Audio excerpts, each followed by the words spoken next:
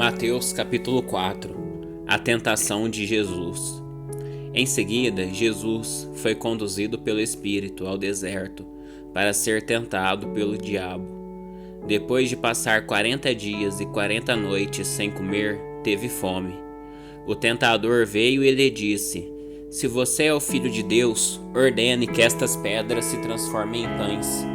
Jesus, porém, respondeu: "As Escrituras dizem: uma pessoa não vive só de pão, mas de toda palavra que vem da boca de Deus." Então o diabo o levou à cidade santa, até o ponto mais alto do templo, e disse: "Se você é o Filho de Deus, salte daqui, pois as Escrituras dizem: ele ordenará a seus anjos que o protejam. Eles o sustentarão com as mãos, para que não machuque o pé em alguma pedra." Jesus respondeu: "As Escrituras também dizem: não ponha à prova o Senhor seu Deus."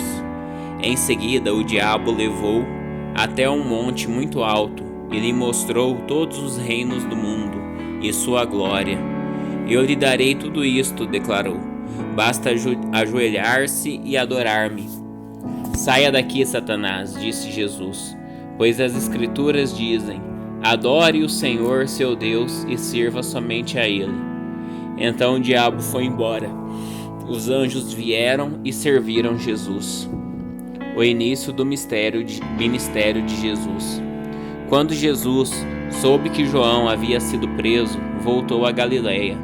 Saindo de Nazaré, mudou-se para Cafarnaum, junto ao mar da Galiléia, na região de Zebulon e Naftali.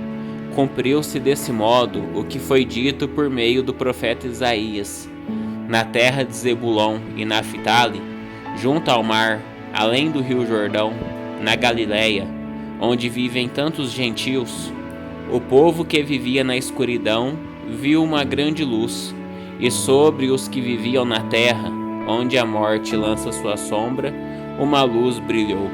A partir de então, Jesus começou a anunciar sua mensagem: arrependam-se, pois o reino dos céus está próximo. Os primeiros discípulos. Enquanto andava à beira do mar da Galiléia, Jesus viu dois irmãos, Simão, também chamado Pedro, e André. Jogavam redes ao mar, pois viviam da pesca. Jesus lhes disse: "Sigam-me, e eu farei de vocês pescadores de gente." No mesmo instante, deixaram suas redes e os seguiram. Pouco adiante, Jesus viu outros dois irmãos, Tiago e João, consertando redes num barco, com o pai Zebedeu. Jesus os chamou, e eles também o seguiram de imediato, deixando para trás o barco e o pai. Multidões seguem Jesus. Jesus viajou por toda a região da Galiléia, ensinando nas sinagogas, anunciando as boas novas do reino e curando as pessoas de todo tipo de doença. As notícias a seu respeito se espalharam até a Síria, e logo o povo começou a lhe trazer todos que estavam enfermos. Qualquer que fosse a enfermidade ou dor, quer estivessem possuídos por demônio, quer sofressem de convulsões, quer fossem paralíticos, Jesus os curava. Grandes multidões os seguiam, gente da Galiléia, das 10 cidades, de Jerusalém, de toda a Judéia e da região a leste do rio Jordão. Mateus capítulo 5. O Sermão do Monte. Certo dia, quando Jesus viu que as multidões se ajuntavam, subiu à encosta do monte e ali sentou-se. Seus discípulos se reuniram ao redor e ele começou a ensiná-los. As bem-aventuranças. Felizes os pobres de espírito, pois o reino dos céus lhe pertence. Felizes os que choram, pois serão consolados. Felizes os humildes, pois herdarão a terra. Felizes os que têm fome e sede de justiça, pois serão saciados. Felizes os misericordiosos, pois serão tratados com misericórdia. Felizes os que têm coração puro, pois verão a Deus. Felizes os que promovem a paz, pois serão chamados filhos de Deus. Felizes os perseguidos por causa da justiça, pois o reino dos céus lhe pertence. Felizes são vocês, quando por minha causa sofrerem zombaria e perseguição, e quando outros, mentindo, disserem todo tipo de maldade a seu respeito. Alegrem-se e exultem, porque uma grande recompensa os espera no céu. E lembre-se de que os antigos profetas foram perseguidos da mesma forma. Ensino sobre o sal e luz. Vocês são o sal da terra, mas se o sal perder o sabor, para que servirá? É possível torná-lo salgado outra vez? Será jogado fora e pisado pelos que passam, pois já não serve para nada. Vocês são a luz do mundo. É possível esconder uma cidade construída no alto de um monte? Não faz sentido acender uma lâmpada e depois colocá-la sob um cesto. Pelo contrário, ela é colocada num pedestal, de onde ilumina todos que estão na casa. Da mesma forma, suas boas obras devem brilhar, para que todos as vejam e louvem seu Pai que está no céu. Ensino sobre a lei. Não pensem que eu vim abolir a lei de Moisés, ou os escritos dos profetas. Vim cumpri-los. Eu lhes digo a verdade. Enquanto o céu e a terra existirem, nem a menor letra ou o menor traço da lei desaparecerá, até que todas as coisas se cumpram. Portanto, quem desobedecer até ao menor mandamento e ensinar outros a fazer o mesmo, será considerado o menor no reino dos céus. Mas aquele que obedecer à lei de Deus e ensiná-la, será considerado grande no reino dos céus. Eu os advirto, a menos que sua justiça supere muito a justiça dos mestres da lei e dos fariseus, vocês jamais entrarão no reino dos céus. Ensino sobre a ira. Vocês ouviram o que foi dito a seus antepassados: não mate, se cometer homicídio estará sujeito a julgamento. Eu, porém, lhes digo que basta irar-se contra alguém para estar sujeito a julgamento. Quem xingar alguém de estúpido corre o risco de ser levado ao tribunal. Quem chamar alguém de louco corre o risco de ir para o inferno de fogo. Portanto, se você estiver apresentando uma oferta no altar do templo e se lembrar de alguém que tem algo contra você, deixe sua oferta ali no altar. Vá, reconcilie-se com a pessoa e então volte e apresente sua oferta. Quando você e seu adversário estiverem a caminho do tribunal, acertem logo suas diferenças. Do contrário, pode ser que o acusador o entregue ao juiz, e o juiz a um oficial, e você seja lançado na prisão. Eu lhe digo a verdade: você não será solto enquanto não tiver pago até o último centavo. Ensino sobre o adultério. Vocês ouviram o que foi dito: não cometa adultério. Eu, porém, lhes digo que quem olhar para uma mulher com cobiça já cometeu adultério com ela em seu coração. Se o olho direito leva a pecar, arranque-o e jogue-o fora. É melhor perder uma parte do corpo que ser todo ele lançado no inferno. E se a mão direita o levar a pecar, corte-a e jogue-a fora. É melhor perder uma parte do corpo que ser todo ele lançado no inferno. Ensino sobre o divórcio. Também foi dito: quem se divorciar da esposa deverá conceder-lhe um certificado de divórcio. Eu, porém, lhes digo que quem se divorcia da esposa, exceto por imoralidade, a faz cometer adultério. E quem se casa com uma mulher divorciada também comete adultério. Ensino sobre juramentos e votos. Vocês também ouviram o que foi dito a seus antepassados: não quebre seus juramentos, cumpra os juramentos que fizer ao Senhor. Eu, porém, lhes digo que não façam juramentos algum. Não digam juro pelo céu, pois o céu é o trono de Deus. Também não digam juro pela terra, pois a terra é onde ele descansa os pés. E não digam juro por Jerusalém, pois Jerusalém é a cidade do grande rei. Nem sequer digam juro pela minha cabeça, pois vocês não podem tornar branco ou preto um fio de cabelo sequer. Quando disserem sim, seja de fato sim. Quando disserem não, seja de fato não.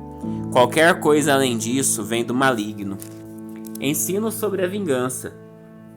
Vocês ouviram o que foi dito: olho por olho e dente por dente.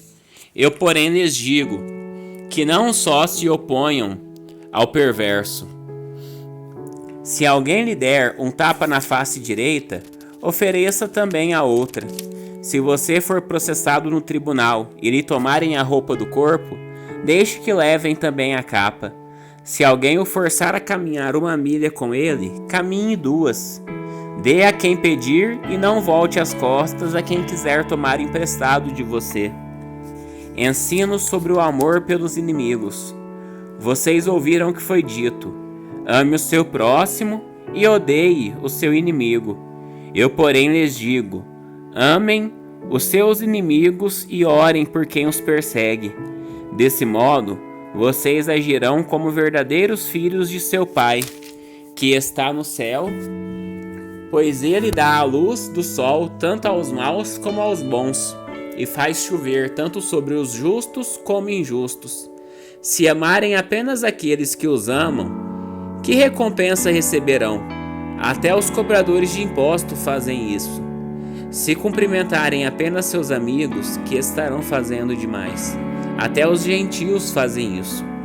Portanto, sejam perfeitos, como perfeito é seu Pai Celestial. Mateus capítulo 6. Ensino sobre o auxílio aos necessitados. Tenham cuidado, não pratiquem suas boas ações em público, para serem admirados por outros, pois não receberão a recompensa de seu Pai que está no céu. Quando ajudarem alguém necessitado, não façam como os hipócritas que tocam trombetas nas sinagogas e nas ruas para serem elogiados pelos outros.